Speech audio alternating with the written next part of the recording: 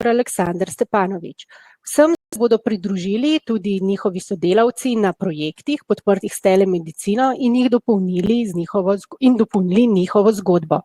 Webinar bom povezovala Mojca Cviren, razpravo ob koncu pa bo vodil Gregor Cuzak, moj sodelavec na skupnosti za digitalizacijo v zdravstvu heldej.si. Zaključili bomo v 40 minutah. Vabim vas, da med predavanji vaše vprašanje in komentarje pustite v klepetalnici. K razpravi vas bomo nato povabili v sklepnem delu oziroma v okrogli mizi. Gospa dr. Zdenka Čebašek-Travnik, naj se vam na tem mestu zahvalim za sodelovanje ter možnost, da webinarje prenašamo in gostimo na platformi Zdravniške zbornice Slovenije. Vas vabim k pozdravni besedi. Hvala za besedo in moram priznati, da sem danes kar pošteno vznemirjena. Prvič oddajamo na tej novi platformi in se učimo in sem res vesela, da je tako tudi simbolično omogočeno, da se Health Days pridruži nam na takem. Jaz nastopam. Zakaj to poudarjam? Najbrž večina od vas ve, da sva oba z možem zbolela za covidom, da sva zdaj že na poti okrevanja in da nas seveda vse čaka še delo na daljavo vnaprej, kajti več ali manj je vsem jasno, da bomo še dolgo potrebovali izobraževanja na daljavo. Torej, za danes sem pripravila eno čisto kratko predavanje, ki smo si ga zamislili kot eno predstavitev, kaj pravzaprav Zdravniška zbornica v tem času oziroma v času zadnjega mandata omogoča. Včasih v šali rečemo, da smo že postali nekakšna e-zbornica in imamo v tem svojem programu dela veliko stvari, ki jih lahko opravimo na daljavo, ali malo drugače povedano, praktično vse lahko naredimo na daljavo. Zdaj vidim, da se jaz tudi malo tukaj lovim s to svojo predstavitvijo. Vidite dobro? Se pravi, v tem mandatu smo dali prednost interaktivni spletni strani in informiranju po vseh kanalih, ki jih imamo. V času prvega vala epidemije smo imeli tudi dnevne informacije COVID-19 in te zdaj spet uvajamo, mislim, da je danes že šla 3. številka. Zdravniki in zobozdravniki ste opazili, da je poslovanje praktično vse možno tudi na daljavo, posebno za specializante, tudi vodenje specializacij. Imeli smo vse pripravljeno tudi za e-volitve, pa žal poslanci naše skupščine niso potrdili te možnosti. Prej smo delovali v učnem okolju Moodle, no zdaj prehajamo na učno okolje Meeting in se skupaj z vami veselim, ko lahko gledamo, kako dobro zdravnike je pomembno, da informacijske rešitve omogočajo in olajšajo naše strokovno delo. In dobre izkušnje imamo, tudi kolega Iljaž bo povedal, kako smo ustvarjali tale paket, ali kako bi rekli, aplikacijo e-Bol. To je bilo prvič, da smo dejansko od samega začetka sodelovali s tistim, ki je projekt vodil, to je bila ZZS. Dobre izkušnje imamo z e-receptom, to že več let, potem pa pridemo že na različne težave. Druge stvari ne delujejo tako, kot bi se želeli in pričakujemo, da bomo ravno s to serijo webinarjev prišli bliže bolj uporabnim oblikam aplikacij za zdravniško vsakodnevno delo. Seveda si želimo, da informacijske rešitve ne nalagajo dodatnega dela za potrebe zavarovalnic ali pa statistike, pa različnih projektov. In to, kar se mi zdi najpomembneje, da so informacijske rešitve uporabne tako za izvajalce, kot za paciente in zavarovalnice in to hkrati. In to tudi pomeni, da bi morali imeti dostop do takih rešitev, ne samo tisti, ki so vključeni v nek zavarovalniški sistem, ampak vsi, ki izpolnjujejo pogoje za delo zdravnika in bi na ta način se lahko s temi možnostmi pomagali. Pripraviti je pa treba tudi pošten obračunski model za storitve brez fizičnega stika s pacientom in kakor ima ta epidemija veliko slabih stvari, mislim, da bo vseeno pospešila prehod na urejanje oziroma obračunske modele za storitve brez fizičnega stika. To sem na kratko imela jaz zapovedati, kasneje bom z veseljem odgovorila na vprašanja. Vabim vse udeležence tudi, da se udeležite ankete, ki jo imamo, povejte nam, kako vam gre, kjer tudi po e-poti zbiramo podatke o tem, kako se zdravniki znajdete v tej novi epidemiji in tudi število okuženih zdravnikov in zobozdravnikov, ker do uradnih podatkov žal ne moremo. Torej pomagajmo si tudi po teh poteh, sodelujmo in hvala za to priložnost danes. Najlepša hvala predsednici za uvodni nagovor, ki je popolnoma povzel duh časa, v katerem smo. Nadaljujemo s predstavitvijo uporabe telemedicinske rešitve v referenčnih ambulantah. Dr. Iljaš, beseda je vaša.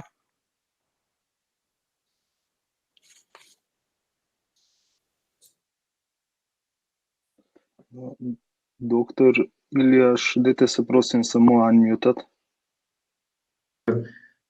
Ja, še enkrat hvala za priložnost, za povabilo in priložnost, da predstavimo res dobro izkušnjo iz prakse v primarnem zdravstvu.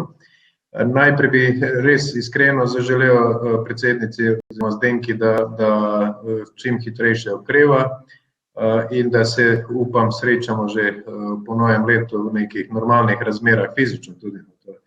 Zdaj pa takole, nekako v teh 5 ali 7 minutah bi poskušal povedati osnovne stvari o tem projektu SOSTOP, ki je potekal pod streho Ministrstva za gospodarstvo in razvoj iz evropskih kohezijskih sredstev in smo dejansko v tem multidisciplinarnem projektu sodelovali velika računalniška firma iz Ljubljane, fakulteta za računalništvo, potem naša programska hiša Nova vizija in naša ambulanta kot koncesionarska, 2 koncesionarski ambulanti, naša je bila nosilec, pa tudi zdravstveni dom.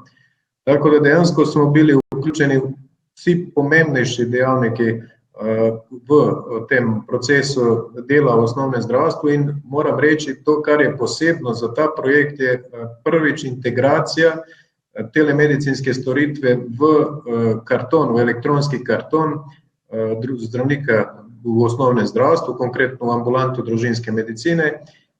To je resnično stvar, ki je redka tudi v nekih evropskih merilih, uspešna integracija v ambulantni karton teh storitev ni enostavna in je res potrebno tudi dobro sodelovanje programske hiše na drugi strani.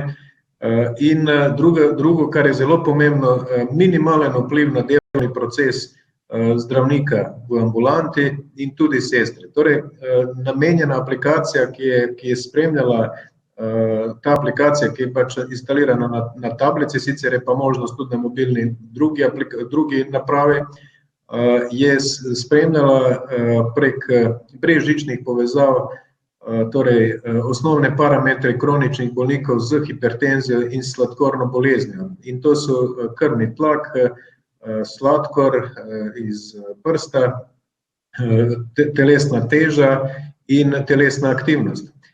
Torej, tudi te stvari, torej vse te parametre so se beležili brez kakršnega zapisovanja, neposredno z Bluetooth povezavo iz naprav v napravo tablico pri pacientu in nato z Wi-Fi povezavo in internetom do ambulante družinskega zdravnika, neposredno v aplikacijo za referenčno ambulanto. In to je spremljala predvsem diplomirana sestra, poljubno, ona je bila koordinator, torej referenčna sestra, zdravnik je bil vključen minimalno to, kar je bilo potrebno, ko so se rezultati iztirili. V kratkem, da povem, mi smo naredili tudi 2 krajši, manjši raziskavi, da ocenimo uspešnost te aplikacije in našega dela pač v teh 2 letih na tem projektu. Prva je bila kvalitativna, ki je ocenjevala uporabniško izkušnjo. Moram reči, da so pacienti izjemno zadovoljni, da je to bila starejša populacija, ki sicer ni vajena takšnega dela nadaljavo pa računalniških povezav, torej precej neizkušeni uporabniki so bili izjemno zadovoljni. Zelo uspešno smo jih, to se pravi, za to enostavno uporabo tablice tudi poučili. Drugi del, ki je pa bil kvantitativni, je pa meril naš dosežek s pomočjo te tehnologije, torej kako so se izboljšale vrednosti krvnega tlaka, krvnega sladkorja v povprečne vrednosti, torej hemoglobiniranja hemoglobina, telesne teže in gibanja. In moram reči, vzorec je bil sicer majhen, 20 pacientov je bilo vključenih v raziskovalni, 20 v kontrolni skupini. Sedaj pa ta kontrolna dobila tudi naprave in tudi njih zdaj spremljamo in smo imeli izjemno pomembne praktično znižanja vseh vrednosti in krvnega tlaka, sistoličnega, diastoličnega, hemoglikiranega hemoglobina in tudi telesne teže pri 70% udeležencev. In tudi tistih drugih 30% ni nazadovalo.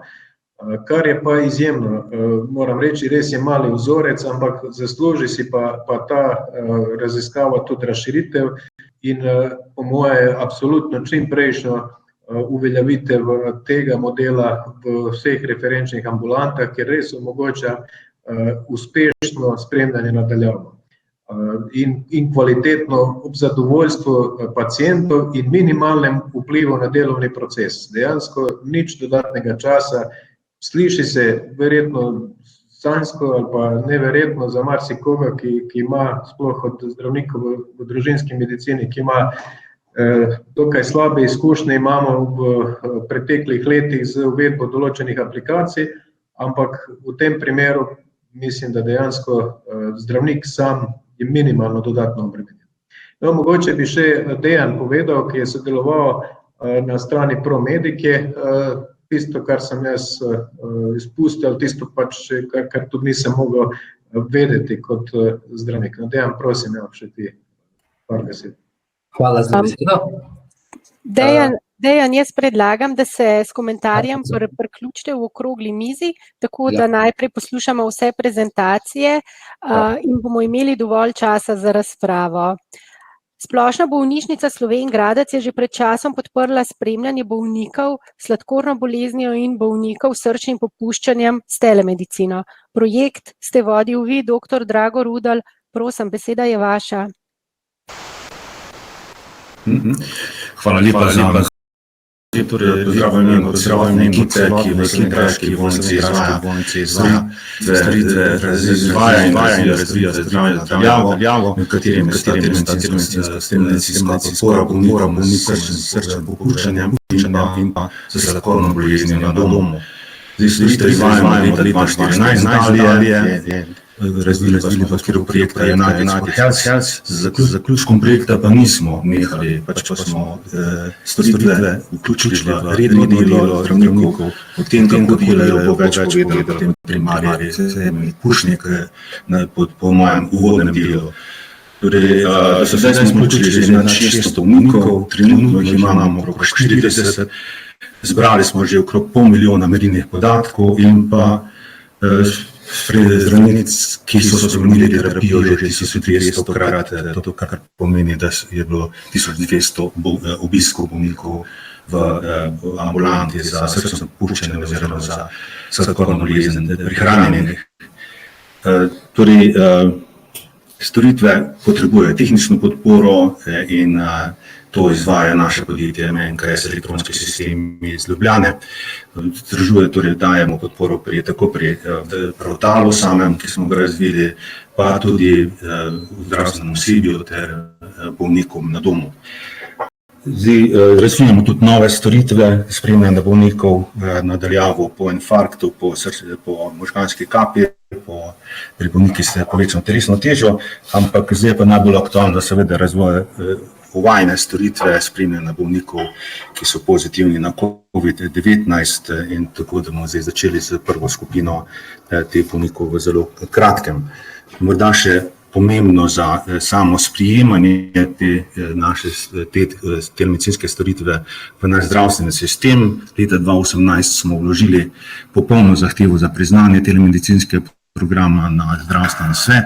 Po 2 letih in pol še vedno čakamo na odločitev zdravstvenega sveta, namigi pa so, da bo ta odločitev pozitivna. To je posebej pomembno zato, ker je direktor Zavoda za zdravstveno zavarovanje Slovenije, kolega Marjan Sušelj, rekel, ko bo zdravstveni svet dal pozitivno mnenje, bo zdravstvena zavarovalnica podprla finančno te storitve. Tako da upamo, da bodo te storitve postale tudi del strategije e-zdravja, ki jo mora pripraviti Ministrstvo za zdravje za naslednjo obdobje. Zdaj namreč vozimo brez voznega reda in brez vsakega načrta to našo telemedicino naprej. Zdaj pa prosil kolegica Cirilo, če pa da dopolni, kako ona pravzaprav izvaja telemedicinsko podporo bolnikom na domu. Se upravičujem, ko bom uskočil, gospa kolegica Cirilo se je nekaj odšla, pa jo bom preklicati, tako da Mojca, če lahko sam ti prevzameš. Tako, potem pa nadaljujemo z pregledom dobrih praks in sicer pregled zaključujemo z izkušnjo dr. Aleksandra Stepanoviča o prehodu na telemedicinsko obravnavo pacientov v času COVID-a. Gospod dr. Stepanovič prihaja iz zdravstvenega doma Škofja Loka. Prosim. Ja, lep pozdrav še iz trenutno najbolj rdeče regije. Mi smo, lahko rečem, mnogo bolje pripravljeni za telemedicinsko obravnavo, kot je bilo to v prvem valu.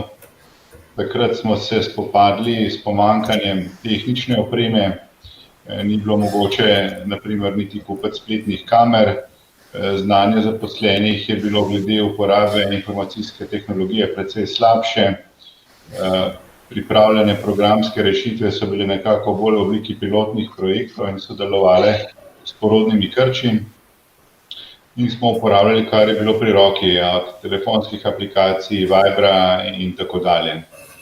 No, potem je prišla pomlad, poletje, padec okužb, dopusti, urejanje zadev strani pacientov za nazaj, tekočo problematiko in še naprej za dopust, ogromen porast obiska v ambulantah. Telemedicina je postopno nekako se utapljala v pozabi oziroma je pri nekaterih morda obstajalo celo upanje, da se ne bo nikoli več vrnila. Dejstvo je, da to zahteva več priprav, več časa, ni primerna za vse vrste obravnav, ampak ima pa tudi številne prednosti, ki jih pa morda nismo znali izkoristiti. Z drugim valom, ki se je pojavil presenetljivo zgodaj, saj je tako visok, je telemedicina postala ponovno aktualna, ampak se ukvarjamo z predvsem organizacijskimi izzivi drugačne vrste, kako zagotoviti dovolj brisov, pregledov, kadra za triažo, za nova delovišča, za pomoč drugim ustanovam in tako dalje.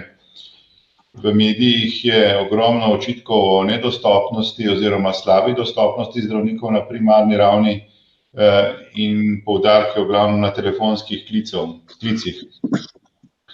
Dejstvo je, da določen del populacije ne bo nikoli uporabljal telemedicine, zagotovo pa bi lahko s primernim usmerjanjem tistih, ki obvladajo informacijsko tehnologijo, te telefonske linije nekako ohranili za najranljivejše skupine. Tukaj zdaj alternativa poteka večinoma preko e-pošte, ki je sicer za silo uporabna, ampak ne najboljša rešitev, prinaša tudi številna varnostna vprašanja in tveganja. Tako da jaz osebno vidim tukaj dva ključna izziva na tem področju. Prvi je ozaveščanje pacientov, kaj je na voljo, naprimer preko primerno oblikovanih spletnih strani izvajalcev. Tukaj ni samo video posvet na varen način, enostaven se lahko naprimer poda prošnja za e-recept, za e-napotnico, za podaljšanje bolniškega staleža. Je pa res, da so potrebne tako imenovane verifikacije profilov, kar je spet, zato je spet potreben nek predhoden stik z izvajalcem. Tukaj marsikdo obupa, seveda bi bil na mestu naš proaktiven pristop, ampak v sedanjih razmerah je to zelo težko izvedljivo. In pa drugi izziv, ki ga vidim, je motivirati zaposlene za spremembo. Vsaka nova stvar zahteva čas, navada je, tako kot rečemo, železna srajca, saj že delamo tako ves čas in gre in zakaj bi zdaj kaj spreminjali. Včasih se pojavljajo pomisleki glede spletnega naročanja na pregled, naprimer, da se lahko naroči kdo, ki je tudi okužen direktno k nam v ambulanto in s tem pride do vnosa okužbe v belo cono. To je do določene mere upravičeno, se pa da verjetno to odpraviti z nekimi vprašalniki, ki jih pacienti sicer izpolnjujejo na triaži in bi se lahko izpolnjevali že pred samo prijavo preko spleta. To bi bilo manj dela, boljša pretočnost ljudi na triaži, res pa gre tukaj še več na zaupanje do pacientov. Po drugi strani pa je tudi res, da je v teh kriznih časih težko spreminjati tisto, kar je že utečeno in saj za silo deluje, ker je že drugih sprememb in novosti toliko, da jim je včasih nemogoče slediti. Če nekako zaključim sporočilo, stvari so pripravljene za štart, ready to go. To niso več pilotni projekti, ni nek bav, temveč so delujoče rešitve. Tehnična orodja imamo, potrebno je pa promovirati to pri pacientih in motivirati zaposlene za uporabo. Toliko z moje strani. Hvala lepa za ta pozitiven in spodbuden zaključek, dr. Stepanovič. Sedaj pa besedo predajam Gregorju Cuzaku in vas vse predavatelje z gosti vabim k sodelovanju v diskusiji. Gregor? Da, pozdravljeni tudi v mojem imenu. Torej, sem Gregor Cuzak, sodelavec Mojce Cviran v programu healthday.si. Jaz bi potem k pogovoru povabil moje 3 sogovornike, ki so se zdaj že predstavili. Poleg njih pa nekako kot recimo temu podporne sogovornike vabim še Dejana Zilija pri projektu SoStop, se pravi, to je iz podjetja Nova vizija. Lada Modica iz podjetja Src Infonet, ki je izvajalec pri dr. Stepanoviču oziroma zdravstvenem domu Škofja Loka. In Cirilo Slemenik Pušnik, ki pa je pravzaprav zdravnica in je Drago Rudel, tisti, ki je izvajalec projekta, ki nam ga je predstavil. Moje prvo vprašanje pravzaprav bi se nanašalo na vse 3 vas, dragi kolegi. Trenutno stanje je pravzaprav stanje nekega pomembnega premika. Deloma smo premik dosegli zaradi korone, deloma pa zato, ker smo že leta in leta prej pripravljali zadeve. Tako da moje mnenje iz poznavanja situacije v programskih hišah in iz poznavanja zgodovine telemedicine v Sloveniji je, da smo pravzaprav prišli do neke srednje točke, od katere pa je seveda se potrebno pognati daleč naprej. Tako da za ta prehod daleč naprej pa bi vas vprašal, kaj mislite, da je tisto, kar bi moral biti naslednji korak. Pa bi tukaj k besedi najprej Draga Rudla povabil, ker mislim, da se od tukaj prisotnih najdlje ukvarja z telemedicino. Drago, kaj je naslednji korak? Ja, jaz bi prosil, da moja kolegica zdravnica Cirila Slemenik Pušnik na to vprašanje odgovori, ker gleda to iz perspektive zdravstvenih delavcev in pacientov, tako da bo njen odgovor bolj kompetenten. Cirila. Hvala za besedo. Drago, veš, to je bila bolj tehnična stvar.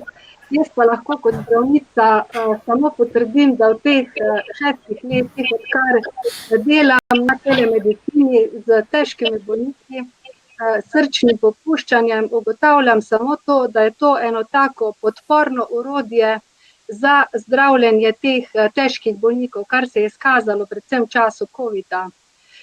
Mi smo paciente, ki so bili v času prve epidemije, praktično noben ni bil v naši ambulanti, ampak smo jih le klicali. Klici pa sploh, če je klicala sestra, vsi so bili dobro, ker so se bali pristopiti k zdravniku.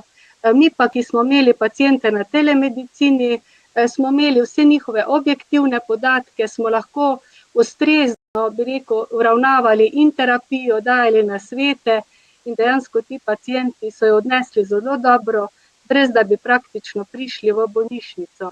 Tako da si danes imamo v naši bolnišnici ambulanto za srčno popuščanje, nekako dela brez tega ne predstavljam in na novo vključujemo, 43 bolnikov še imamo, kljub temu, da ni projekta s srčnim popuščanjem na tem in pri odpustu iz bolnišnice, kjer so ležalne dobe kratke, ga lahko nekje varno odpustimo v domače okolje, kar pa vemo, da so hospitalizacije eden izmed dražjih delov v zdravstvu. Tako da 70% smo znižali hospitalizacije v projektu z bodoče vodenjem pacientom na ta način, pa bo tudi naša blagajna s tem precej prihranila. Tako da se nadejamo, da bo zdravstven svet to potrdil in bomo lahko dali to v naš vsak dan. Ker to, kakorkoli kolega Ilja še lepo povedal, da to vodi medicinska sestra, spremlja te podatke, se odziva na odklone in seveda, če je potrebno, vskoči zdravnik in lahko na ta način z dejanskimi vsakodnevnimi realnimi podatki potem objektivno prilagajamo terapijo, kar pa vemo, da recimo pri srčnem popuščanju je to sploh velikega pomena. Tako da mislim, da mora to postati del našega dela, plačljiv del, tako da bomo tem bolnikom lahko pomagali in jaz praktično ne vidim, da na ta način ne bi več delala. Gospa Cirila, hvala. Omenili ste dr. Ilježa. Skratka, če gremo od tega projekta, ki sta ga izvajala dr. Rudel in dr. Slemenik Pušnik, ki govorita o tem, da je naslednji korak potrditev zdravstvenega sveta. Kaj je naslednji korak pri dr. Ilježu? In tukaj bom v besedi povabil tudi Dejana Zilija iz podjetja Nova vizija. Kaj je naslednji korak v vašem primeru?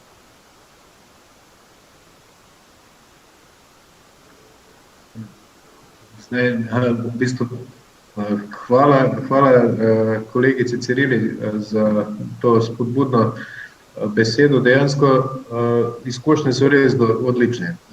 Tisto, kar pričakujem konkretno in smo že delali naprej, konkretno digitalno strategijo na ravni države, kjer se morajo nekako po enotnih protokolih vključevati potem izvajalci zaradi varne obravnave in varnosti teh podatkov. To je tisto, kar mene skrbi v osnovnem zdravstvu, dejansko, da imamo zagotovljeno to telemedicinsko obravnavo brez nekih motečih ali izpadov ali možnih odlivov podatkov, kakšnih upadov, in tega trenutno ni. Tega na državni ravni ni in mislim, da vsi izvajalci, ki vemo, kakšne tudi kazni so nekje zagrožene, imamo tu en tehten pomislek in pričakujemo dejansko ta korak, pomemben korak, da se zagotovijo nekakšni protokoli obravnave na daljavo, bodi si na primarni, bodi si na sekundarni ravni. Spremljam tudi ta telemedicinski projekt v Slovenj Gradcu in sem bil navdušen, že 3 leta nazaj so kolegi iz Slovenjgradske bolnišnice na našem koncu predstavili rezultate in me zelo veseli dejansko, da to gre naprej, ker to so naši skupni bolniki. Veste, ta naslednji korak, ko imamo protokole, varne protokole, pa tudi potem povezovanje, kar tudi upam, da bo še uspešnejše povezovanje sekundarja in primarja, ko imamo skupne podatke o naših pacientih. Mislim, da to resnično si lahko sam tudi. Prosim še Dejana, mogoče, če bo še kakšna beseda. Dejan, kar k besedi. Hvala. Ja, k temu lahko dodam samo še potrditev. V bistvu gre za težavo, sistemsko podporo za te storitve. V tem trenutku zdaj zavarovalnica dejansko vključuje cel kup storitev na seznam plačljivih storitev, torej storitev, ki jih je možno delati na daljavo, vendar so to v bistvu zgolj nadomestki za obstoječe storitve. Torej govorimo pravzaprav na premoščanju za čas pandemije, ko je mogoče seveda te storitve izvajati tudi na daljavo. Medtem ko pri storitvah, ki se jih gremo mi, govorimo o celovitih telemedicinskih storitvah, ki podpirajo celoten cikl spremljanja pacienta na daljavo, vključno z napravami, meritvami in vsem, kar zraven sodi, z načrtom oddaljene obravnave in podobno. Tukaj seveda gre za neko dodatno osebje zdravstvenega, dodatno delo zdravstvenega osebja, kljub temu, da smo se zelo trudili, kot je že dr. Iljaš povedal na projektu, da zdravnikov s tem nismo obremenjevali, ampak višja medicinska sestra pa seveda ima določeno delo, ki ga mora opraviti, ki pa seveda ni vključeno v te storitve, pa seveda tudi te naprave treba financirati in vsezadnje celotno storitev. Pravi, rabimo neko sistemsko, celovito podporo za tovrstne storitve. Dejan, hvala. Se pravi, če smo prej slišali potrditev na zdravstvenem svetu, sem zdaj iz vajinih dveh vključitev razumel zagotovljena varnost in sistemski pristop. Dejansko, Dejan, ti si omenil, da je zdaj veliko storitev pravzaprav plačanih. Morda prej zaradi administracije sem preslišal koga, pomembno pa je, da zdravniki veste, da je ZZS septembra na plačilni seznam dal približno 25-30 novih storitev obravnave na daljavo. To je nekaj čisto novega iz stališča prejšnjih let in aprila v prvem odzivu na korono je omogočil plačilo telekonzultacije. Zdaj smatram osebno, da je potrebno veliko več. Kaj veliko več, bi pa mogoče povedal dr. Stepanovič skupaj z Ladom Modicem, s tem, da bi dr. Stepanoviča bi si dovolil malenkost usmeriti, ker sva prejle govorila, in sicer gre za to, da je moja želja, da jaz kot zagovornik novih tehnologij in seveda kolegica Mojca in Helbej vodi te tehnologije v smeri razbremenitve zdravnikov in večje učinkovitosti in hkrati boljšega nudenja zdravljenja. Gospod Stepanovič, dr. Stepanovič, kako bomo to dosegli in Lado enako vprašanje? Ja, definitivno je treba predvsem povedati, da bi moral biti temu namenjen del ordinacijskega časa zdravnika, ker če je to potem rezervirano za tisti čas, ko se že obravnava pacientov zaključi, tistih fizično prisotnih, potem to poteka v obliki nekega dodatnega dela, dodatnih posvetov po ordinacijskem času, to sigurno ni nobena razbremenitev. Tako da tukaj bi bilo potrebno najti sistemske rešitve s strani plačnika. Zdaj, trenutno je zadeva nekako vključena v to, za čas epidemije, tako je tudi naš razširjen strokovni kolegij predlagal, da se to ohrani. Zdaj upamo, da bo ta zadeva potem se na nek način ohranila tudi kasneje, ko bo te epidemije enkrat konec. Torej, da si bomo lahko nekako organizirali delo v tem smislu. In pa seveda treba je začeti delati in to uporabljati, ker ko enkrat zadeva steče in se na to navadiš, je potem vse precej lažje. Vsaka novost, s katero začneš, je pa, dokler ne postane rutina, dejstvo, da je to dodatna obremenitev, ki jo je pa potrebno preseči. Tako da, bom rekel, motiviranje zaposlenih, tako kot sem že omenil, potem osveščanje pacientov v tem smislu, kaj vse je možno narediti in uporaba tega pa posluh strani vseh deležnikov za telemedicino.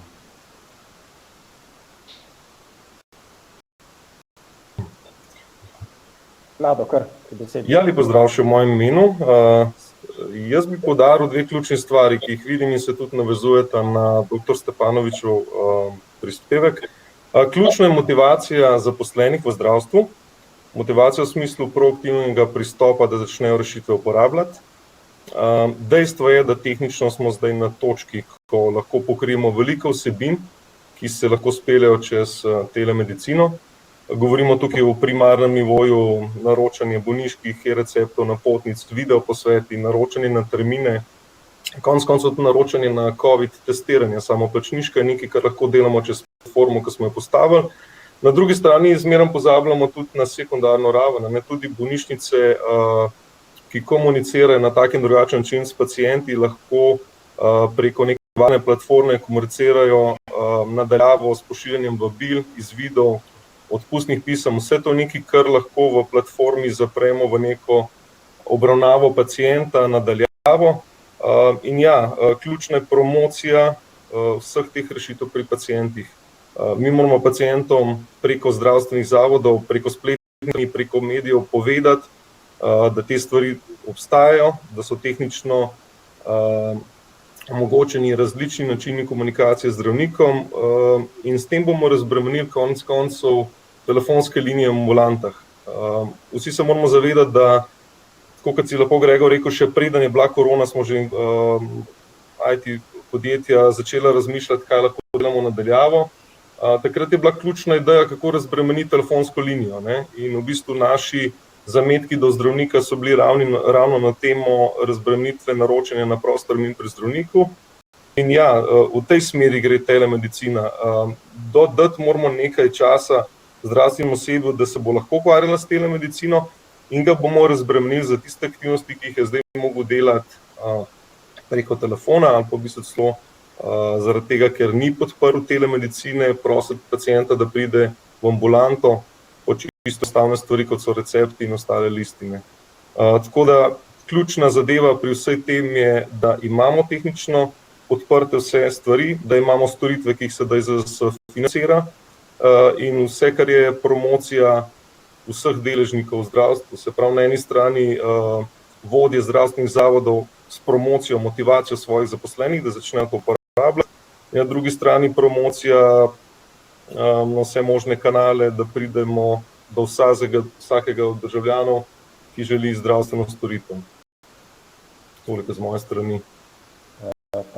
Zdaj pa še v mojem imenu. Čas se počasi izteka. Rekli smo, velik poudarek smo dali temu, da bomo zaključili v dogovorjenem času. Tako da dovolite, da nekaj zaključnih misli povem jaz. Slišali smo kar nekaj argumentov, jaz bi dodal še eno stvar, in sicer v stikih, ki jih ima HealthDay z mednarodnim okoljem. Smo namreč redno v stikih praktično s celotno Evropo. Mi smo tak zdravstveni ekosistem oziroma ekosistem za inovacije v zdravstvu, za digitalizacijo v zdravstvu. V teh naših stikih se srečujemo z vrsto zdravstvenih sistemov po Evropi. In telemedicina deluje v tistih sistemih, kjer pobuda pride z vrha. Se pravi, to, kar mi opažamo v Sloveniji, je, da imamo ponudnike, kot so naši trije pravzaprav danes tukaj. To so ponudniki, ki prihajajo od spodaj navzgor. Zdravstveni dom Škofja Loka, Splošna bolnišnica Slovenj Gradec, referenčna ambulanta dr. Iljaš in druge. Vendar primeri, kjer telemedicina deluje res dobro, so primeri, ki jih poganjajo Ministrstvo za zdravje Škotske, Ministrstvo za zdravje Danske, Ministrstvo za zdravje Estonije. Smatramo, da je seveda potrebna iniciativa obeh, prav je, da imamo inicijativo od spodaj, želimo si podporo zdravnikov, hvaležni smo za podporo zdravniške zbornice in mislim, da bomo skupaj tudi v dialogu z Ministrstvom za zdravje, z Zavodom za zdravstveno zavarovanje Slovenije in z NIJZ-jem lahko v prihodnje dosegli premike, ki jih pravzaprav tukaj že dolgo časa želimo in imamo. Vsem udeležencem danes hvala za udeležbo. Če se kdo ni uspel priklopiti zaradi takšnih ali drugačnih tehničnih težav ali naših napak organizacijskih, obljubljam, da bomo to čez 14 dni naredili bolje. Webinarji bodo potekali vsako sredo, se pravi na vsake 2 tedna. Naslednji webinar, tema naslednjega webinarja so izkušnje Kliničnega centra Ljubljana in Telekoma Slovenije pri spremljanju kroničnih bolezni nadaljavo in bolnikov z COVID-19. Čisto v zaključku bi pa še vse prisotne povabil, da se nam pridružite jutri tudi na konferenci HealthDaya. To je naša letna konferenca. Vse informacije potrebne lahko dobite na naši spletni strani, ki je seveda healthday.si. Posnetek tega webinarja pa bo ostal v tej spletni učilnici v katero lahko tisti, ki ste uspeli vstopiti, lahko od zdaj naprej z istim vstopom vsakič pridete zopet noter.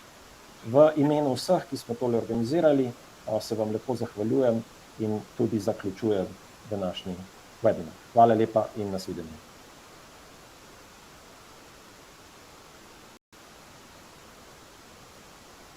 Ok, če se ne motim,